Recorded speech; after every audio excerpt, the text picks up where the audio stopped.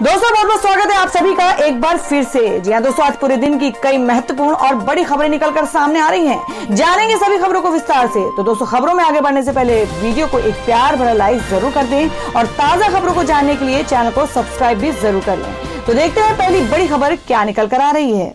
आज इस बुलेटिन में बात होगी यात्रा से पहले राहुल ने किसका लिया आशीर्वाद, मायावती के बड़े ऐलान की बात करेंगे, कर्नाटक में बीजेपी की बड़ी साजिश के खुलासे की, यूपी बीजेपी में हुए दो फाड़ की, जानेंगे बिहार बीजेपी में जेडीयू ने कैसे लगाई सेंध, जम्मू कश्मीर में चुनाव को लेकर क्या है कांग्रेस बीजेपी की तैयारी, और बुलेटिन के आखिर में बात होगी जोशीमठ को लेकर कांग्रेस के बड़े सवालों की। लेकिन तमाम बड़ी खबरों से पहले एक नजर सुर्खियों पर।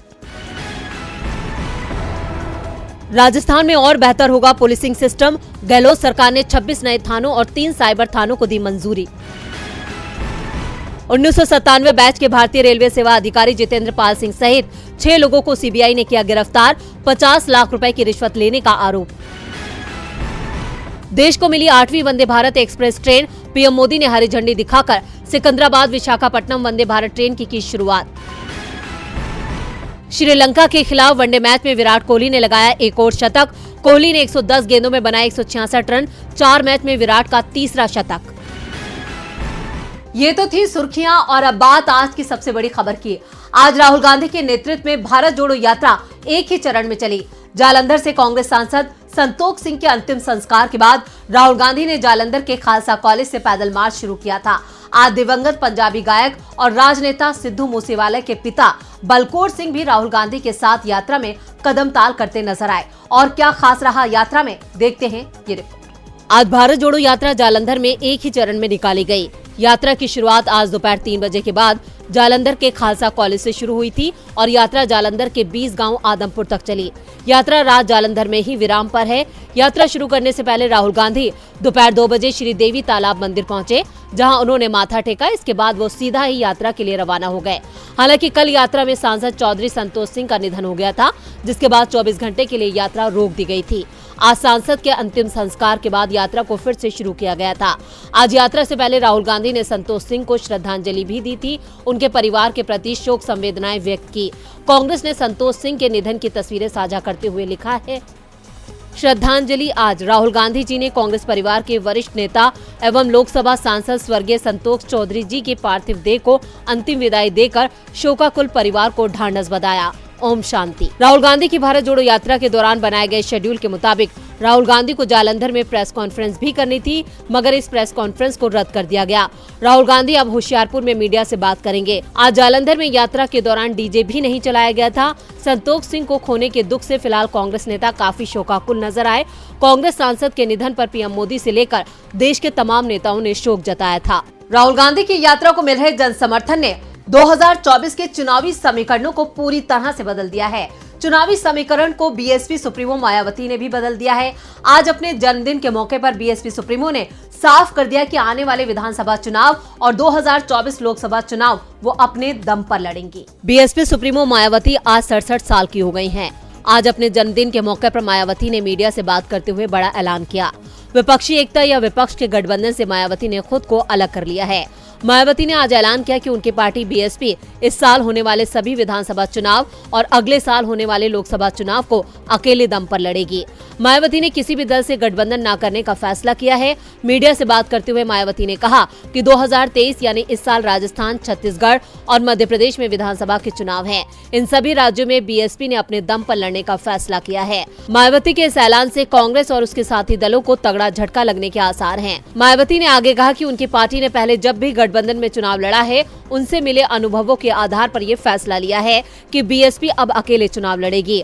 मायावती की माने तो गठबंधन में बीएसपी का वोट तो ट्रांसफर होता है, लेकिन अन्य दलों के साथ ऐसा नहीं होता है। लिहाजा पार्टी ने तय किया है कि अगले साल विधानसभा और लोकसभा चुनाव बहुजन समाज पार्टी अकेले दम पर लड़ेगी। मायावती ने बीजेपी, कांग्रेस और सपा को भी अपने निशाने पर लिया।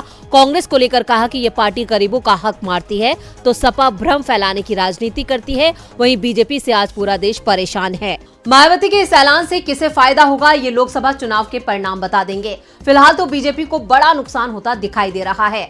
बीजेपी नेता ही दावा कर रहे हैं कि कर्नाटक में पार्टी हार रही है, लेकिन हार कर भी हम सरकार बना सकते हैं और इस दावे का ऑडियो वायरल हो रहा है। जिसे लेकर कांग्रेस ने बीजेपी को घेर लिया है। कर्नाटक में बीजेपी विधायक योगेश्वर का कथित ऑडियो वायरल हो रहा है। इस ऑडियो में बीजेपी विधायक दावा कर रहे हैं कि संक्रांति के बाद से कर्नाटक की राजनीति में बहुत बड़ा बदलाव आएगा। चुनाव से पहले ऑपरेशन कमल चलाया जाएगा। अमित शाह ने कहा कि समझौते की राजनीति की जरूरत नहीं है। अमित शाह ने खुद हम सभी को पहले बुलाया और इस बारे में बात की। ऑडियो में इस बात का भी जिक्र है कि चुनाव के बाद जनता के फैसले के मुताबिक बीजेपी सत्ता में नहीं आएगी। हालांकि बीजेपी ऑपरेशन कमल चलाकर सरकार बनाएगी। ऑडियो के वायरल होने के बाद अब कांग्रेस ने बीजेपी को घेर लिया है। कांग्रेस सांसद रणदीप सिंह सुरजेवाला ने कहा कि बीजेपी की असलियत सामने आ गई है, वो चुनाव में यही करती है। सुरजेवाला ने कहा कि बीजेपी जो भी करेगी लेकिन वो सत्ता में नहीं आ पाएगी। ये मैं नहीं कह रहा हूं और न ही कांग्रेस पार्टी कह रही है, उनकी ही पार्टी के विधायक ने इसे स्वीकार किया है। यहाँ एक अक्षम मुख्यमंत्री और अक्षम सरकार है। अब बीजेपी को सत्ता से बाहर करने का समय आ गया है। विधायक खरीदने का उनका प्लान साफ हो गया है। केंद्रीय गृह मंत्री अमित शाह भी विधायक खरीदने कर्नाटक आ गए। मैं सीएम बोम्मई को बता दूं कि बीजेपी हारेगी कांग्रेस से नहीं बल्कि कर्नाटक की जनता से।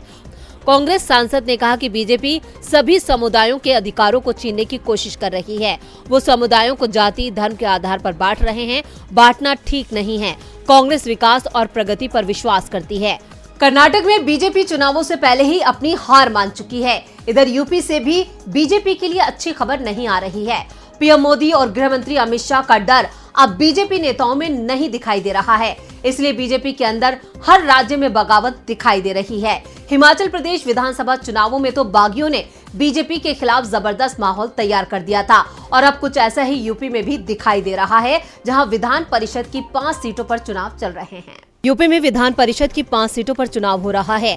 बीजेपी और सपा गठबंधन के उम्मीदवारों के बीच कड़ा मुकाबला माना जा रहा है, लेकिन उम्मीदवार चयन को लेकर बीजेपी के अंदर बगावत हो गई है और बगावत के सुर लखनऊ से लेकर दिल्ली तक सुने जा रहे हैं। कानपुर में शिक्षक एमएलसी चुनावों में बीजेपी समर्थक अपनी ही पार्टी के उम्मीदवार को हटाने में जुट गए हैं। बीजेपी ने कानपुर सीट से वेणु रंजन भदौरिया को टिकट दिया है, जिसके बाद बीजेपी शिक्षण संस्थान प्रकोष्ठ 2 हिस्सों में बंट गया है। बीजेपी समर्थकों में जबरदस्त गुस्सा देखा जा रहा है। उम्मीदवार चयन को लेकर शिकायत बीजेपी अध्यक्ष जेपी नड्डा तक पहुंचा दी गई है। वेणु रंजन की उम्मीदवारी से नाराज डॉक्टर दिवाकर मिश्रा भी निर्दलीय मैदान में उतर गए हैं और बीजेपी के एक गुट का समर्थन भी उन्हें मिल गया है। दिवाकर मिश्रा बीजेपी शिक्षण संस्थान प्रकोष्ठ के प्रदेश संयोजक भी हैं। उन्होंने साफ कर दिया है कि नामांकन वापसी का उनका कोई इरादा नहीं है। अगर बीजेपी के बागी उम्मीदवार मैदान में बने रहते हैं तो पार्टी के हाथ से ये सीट फिसलना तय माना जा रहा है। कानपुर सीट पर सपा को बेहद मजबूत माना जा रहा है। सपा और बीजेपी के बीच कड़ी टक्कर होती दिख रही थी। ऐसे में बीजेपी के बागी के सामने आने से चुनाव के पूरे समीकरण ही बदल गए हैं। यूपी के साथ ही बिहार से भी बीजेपी को परेशान करने वाली आज बड़ी खबर मिली है। बिहार की सियासत में इन दिनों हलचल तेज है। जहां एक तरफ जेडीयू और आरजेडी की दोस्ती और मजबूत हो रही है, तो वहीं दूसरी तरफ बीजेपी कमजोर हो रही है, क्योंकि उसकी अपनी ही पार्टी के नेता उसका साथ छोड़ रहे हैं। आज बीजेपी के मीडिया प्रभारी और उपाध्यक्ष राजीव रंजन ने जेडीयू का दामन थाम लिया। इस दल बदल का असर 2024 के आम चुनावों में पड़ना तय माना जा रहा है। बिहार की सियासत में बीजेपी के दिन अच्छे नहीं चल रहे हैं। जहां पहले उसे सत्ता से बाहर होना पड़ा, तो वहीं अब पार्टी की नींव भी हिलती जा रही है, क्योंकि उसके नेता पार्टी का साथ छोड़कर विरोधियों से हाथ मिला रहे हैं। बिहार बीजेपी के मीडिया प्रभारी और उपाध्यक्ष रहे राजीव रंजन जेडीयू में शामिल हो गए। वहीं राष्ट्रीय अध्यक्ष लल्लन सिंह और प्रदेश अध्यक्ष उमेश कुशवाहा की मौजूदगी में राजीव रंजन ने जेडीयू की सदस्यता ली। इस दौरान लल्लन सिंह ने कहा कि राजीव रंजन हमारे पुराने साथी हैं। बीच में रास्ता भटककर सबसे बड़का झूठा पार्टी बीजेपी में चले गए थे। अपना घर अपना होता है, किराए के घर में गए थे। इनको पूरा सम्मान दिया जाएगा।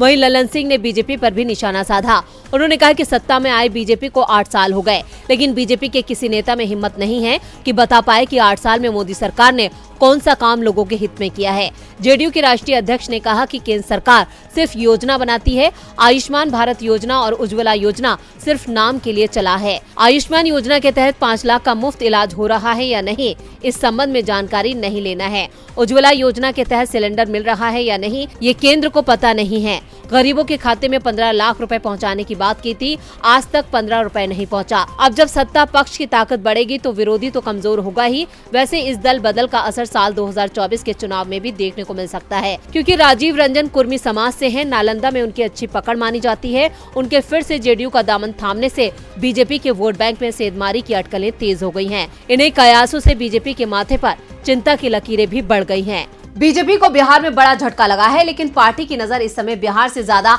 जम्मू कश्मीर पर टिकी हुई है। 4-5 महीने में चुनाव हो सकता है। कांग्रेस और बीजेपी दोनों ही चुनावों की तैयारियों में जुट गए हैं। तो क्या है कांग्रेस का प्लान, देखते हैं ये रिपोर्ट। जम्मू कश्मीर में चुनाव अप्रैल और मई में हो सकते हैं। चुनाव को लेकर तैयारियां पूरी हो चुकी हैं। इंतजार सर्दी का सीजन समाप्त होने का चल रहा है। चुनाव के संकेतों के बीच नेशनल कॉन्फ्रेंस, पीडीपी और कांग्रेस के नेता अपने अपने क्षेत्र में एक्टिव हो गए हैं, लेकिन अभी तक राज्य में गठबंधन की राजनीति की तस्वीर साफ नहीं हो पाई है। राज्य की सभी क्षेत्रीय पार्टियों ने गुपकार गठबंधन बनाया है, लेकिन ये गठबंधन चुनाव में रहेगा ये अभी तक तय नहीं है। इसलिए हर दल अलग अलग तैयारियों में जुटा है। कांग्रेस को सबसे ज्यादा उम्मीद भारत जोड़ो यात्रा से दिख रही है, जो 20 जनवरी को जम्मू कश्मीर में प्रवेश करेगी। 11 दिन तक ये यात्रा राज्य में रहेगी। 30 जनवरी को राहुल गांधी कश्मीर में तिरंगा फहराएंगे। यात्रा कश्मीर के अधिकांश हिस्सों को कवर कर रही है। गुलाम नबी आजाद की पार्टी से कई नेता कांग्रेस में वापसी कर चुके हैं, जिससे कांग्रेस में उत्साह दिखाई दे रहा है। कांग्रेस के प्रदेश अध्यक्ष रसूल वानी ने कहा कि भारत जोड़ो यात्रा से पार्टी का जनाधार बढ़ेगा। दूसरी तरफ पूर्व सीएम गुलाम नबी आजाद की डेमोक्रेटिक आजाद पार्टी का जोश ठंडा पड़ गया है। पार्टी अभी तक चुनावी रणनीति की घोषणा तक नहीं कर पाई है। वहीं पीडीपी प्रमुख महबूबा मुफ्ती छोटी छोटी रैलियां कर रही हैं। वो बीजेपी पर लगातार निशाना साध रही हैं। राज्य की सबसे मजबूत पार्टी रही नेशनल कॉन्फ्रेंस के नेता उमर अब्दुल्ला ने कहा है कि चुनाव कश्मीर की जनता का अधिकार है। बीजेपी ने भी अपने संगठन को चुनावी मोड में आने के निर्देश दिए हैं। पार्टी घाटी में किसी दल के साथ गठबंधन की संभावना तलाश रही है। तो आज इस बुलेटिन में बस इतना ही। देखते रहिए।